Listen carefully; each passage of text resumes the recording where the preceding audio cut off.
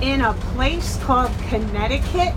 We are live here with Jake Epstein, a Vietnam era vet, who is going to talk about his farm for all the people to hear. You're on. How are you today? Good, and you? I'm great. Thanks, Deborah. So tell us about the farm. Well, I grew up in Pittsfield, Massachusetts, and when I was in the fourth grade or so, my grandparents passed away, and our family took over the farm. So it was my uncle, my father, and my mother, my sister, and myself. So that was a farm in Pittsfield, Massachusetts. It was a dairy farm. So I went off to college, and I did some music, and that's how I got into being involved with music. But I got a degree in veterinary science, pre-vet, and came back to the farm in 1968 and got drafted. So then I went ahead and took some auditions and ended up with the 113th Army Band at Fort Knox. Well, meanwhile, my folks were really struggling because I was really deserving of deferment. Everybody said that I had a deferment, but this was after the Tet Offensive or during Tet, and they wanted anybody they could get. So they drafted me, and so I was in the Army Band, and I got a call from my folks, and they just couldn't make it. It was just too hard without me. So they got an offer on the farm, and they sold the farm. So that's the story of the farm. Oh, how did you feel about that? Well, it was interesting because, I got the call, and my folks really thought that I was looking at doing other things with life. Yeah. And I knew it would have been a great thing for them to sell it, and they actually made out really well with the sale. And so I didn't say anything, but I really regretted it. It really bothered me that we let it go. I mean, it's been in the family with my grandparents for something like 50 or 60 years. So was that 2 generations? Or? Yeah, I would say it was 3 with me. 3, okay, with you. Yeah. So what happened to that farm now? Well, it's really interesting. The farm got sold to a construction firm, a family. We knew them.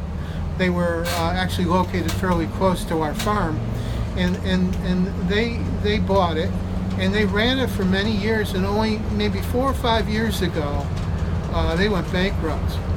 And the farm was polluted by the General Electric Company. It had all sorts of problems with PCBs, dioxin in the aquifer water. It was the Housatonic River is downstream from Crane's Mill that makes the paper, and that was all polluted, so we had to keep the cows from drinking the water from the Housatonic, which meant costs for building fencing and all sorts of things. So it was not easy. We had many easements also. We had 2 sewer lines, we had 2 power lines, we had Tennessee Valley gas, and we had some old right-of-ways that we had to deal with it, old telegraph and electrical right-of-ways. So that sort of brought a quick discussion up today about what's going to happen when they start trying to do all these wonderful things, building walls here and there. We're going to have to deal with eminent domain, and nobody seems to know that. But we had to deal with eminent domain ourselves. We could not do certain things with our land. And it actually got to a point where they condemned, or they said that the new people could not do a housing development on a major portion of our land because it was polluted. So they couldn't make it. Their plan was to build it out, develop it. Unbelievable. What do you think of the farming industry now? Well, I mean, I've always loved the farming industry. Had a lot of great friends that we still get a hold of. And my dad passed away 10 years ago, and but before we used to go around.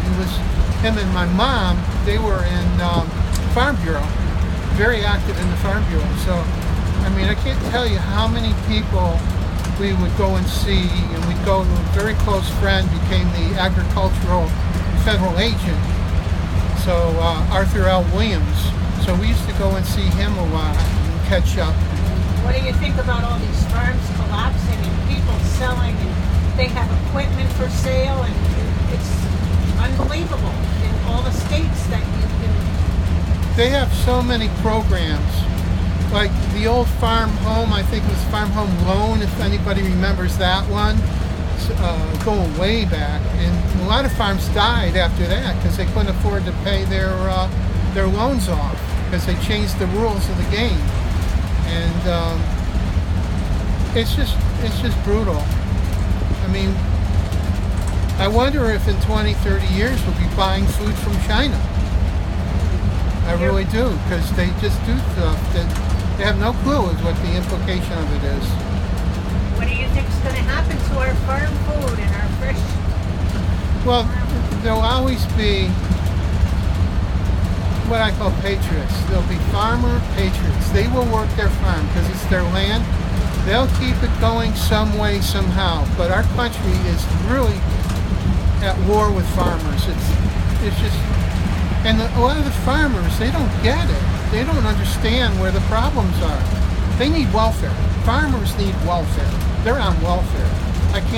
They get subsidies for many different things. They get price support for their milk and for their eggs, and it just never ends because, you know, our country wants to have good food at good affordable prices, controlled and managed by the federal and state and local governments to make sure it's not dirty and it's not bad and it doesn't kill people. And that costs a lot of money. Right. Do you have any ideas, Jake? Do you have any ideas at all that could bring this farming industry back? Well, Deborah, to be honest, I'm not sure how bad off our farming industry is, because there is, you know, this whole growth of the community markets. I forget what they call the other name for them. Yes. You know what I mean? Like the one we have at, I go to quite a bit, at Worcester Square. Right. The farm, I can't remember. But anyways, so there's a lot of farmers markets. Yeah. They have the farm. There's a lot of people making a living and doing farmers markets and different types of things. So some of those aren't making it either. So, yeah, some of them aren't. Some of them are. It depends. Well, they have secondary jobs. Right.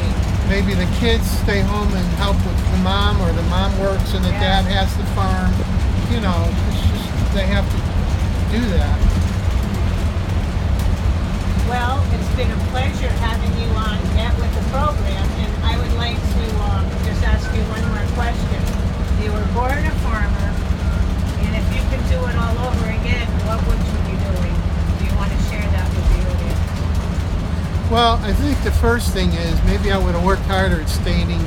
I was a college professor. We didn't go into that. But I taught at the University of Massachusetts, and I might have worked a little harder. That's another long story. And stayed with that. And that probably would have enabled me to stay involved with the family farm. And although it was sold after I got into teaching. Yeah. I mean, before, I'm sorry.